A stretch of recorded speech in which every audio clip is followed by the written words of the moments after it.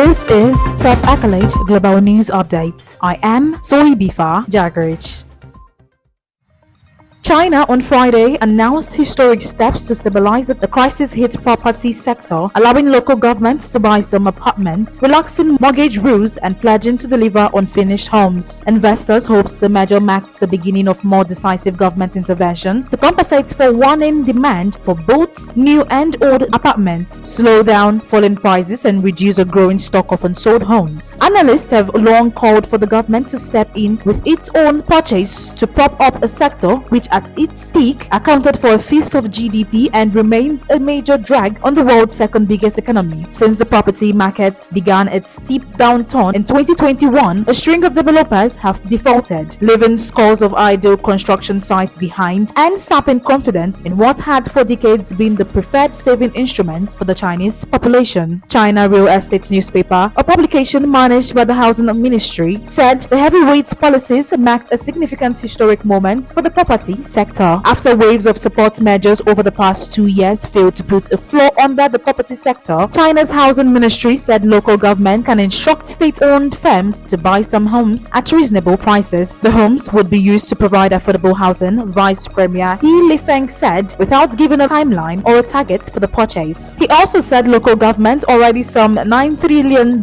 in debt, can repurchase land sold to developers and promised that authorities will fight hard to complete stalled projects.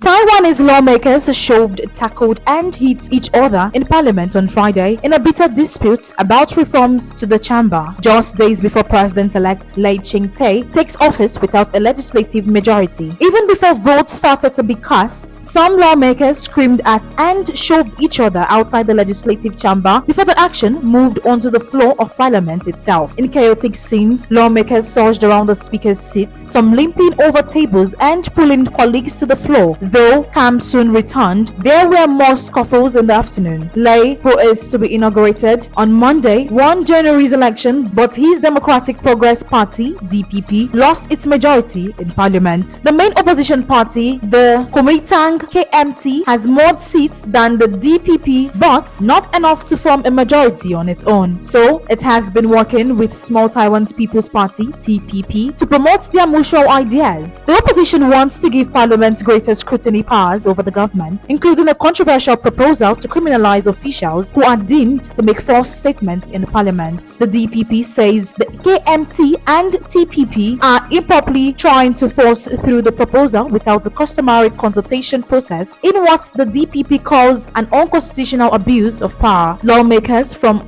all three parties were involved in the altercations and traded accusations about who was to blame. The KMT's Jessica Chen from the Taiwan-administered Kingman Islands that sit next to the Chinese coast said the reforms were to enable better legislative oversight of the executive branch. Taiwan is a rambunctious democracy and fighting does on occasion take place in parliament. In 2020, KMT lawmakers threw pig guts onto the chamber floors in a dispute over easing US pork imports.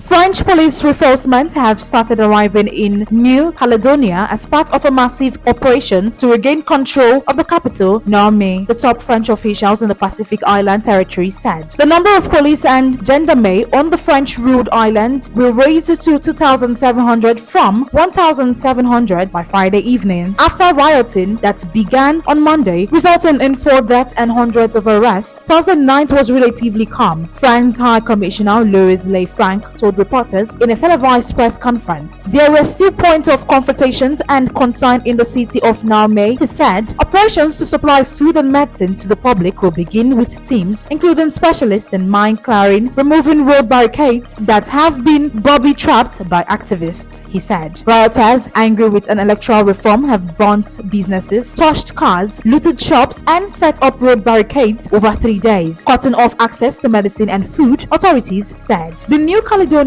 government said in a statement on Friday the island has stocked of food for months and the problem is distribution. France has declared a state of emergency on the island, put at least 10 people under house arrest and banned TikTok. 3 young Kanak have died in the riots and a 22-year-old police official died of a gunshot wound. France's Interior Minister Gerald Dameney said police had arrested the person responsible for shooting 2 Kanaks. Lefranc said one perpetrator had surrendered and investigations were continuing into other murders. The rioting erupted over a new bill adopted by lawmakers in Paris that will let French residents who have lived in New Caledonia for 10 years vote in provincial elections. Some local leaders fear the move will dilute indigenous Kanak votes.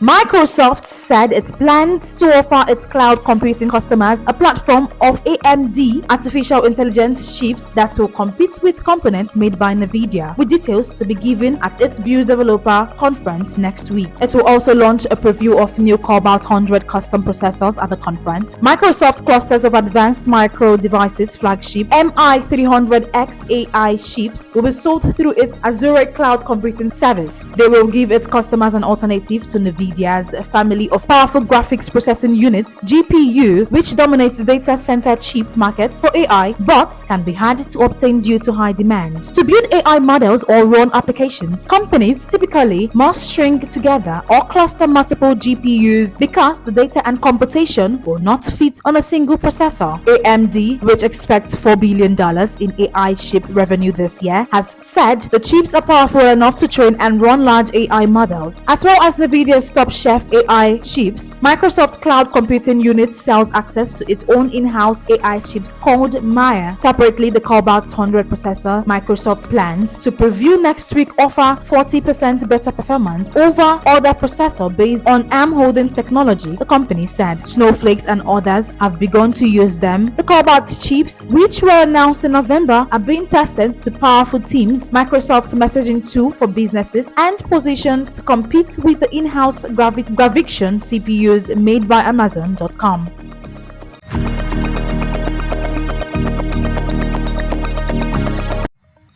A severe storm packing hurricane-force winds pummeled Houston, killing at least 4 people, blowing windows out of high-rise buildings and leaving some 800,000 homes without power as much of the city was plunged into darkness, the mayor said. Much of downtown Houston and its commercial districts were littered with fallen power lines and glass from shattered windows following the storm. With traffic and street lights knocked out across the city, the mayor, John Whitmer, said in an interview on local television station KRI. Speaking from the city's emergency Operations Center, Whitmer said the thunderstorm ranked the Gulf Coast city in southeast Texas the state's most populous urban center, with winds hollering at 80 to 100 miles per hour. He urged members of the public to stay indoors and to especially avoid the heavily hit downtown area, which he said was left darkened and strewn with broken glass. The mayor said at least 4 storms-related fatalities had been confirmed, mostly from fallen trees. Over 800,000 families are without power right now, he added. Whitmer delivered similar initial storm assessments during a brief televised news conference carried live a short time after his interview. The mayor said the severe weather had caught many residents by surprise, recounting that he was attending a Little League baseball game when the storm hit, and we had very little time to get to cover. That is the size of Top Accolade Global News Update. You can follow us on our social media platforms as displayed on your screen. Happy Friday.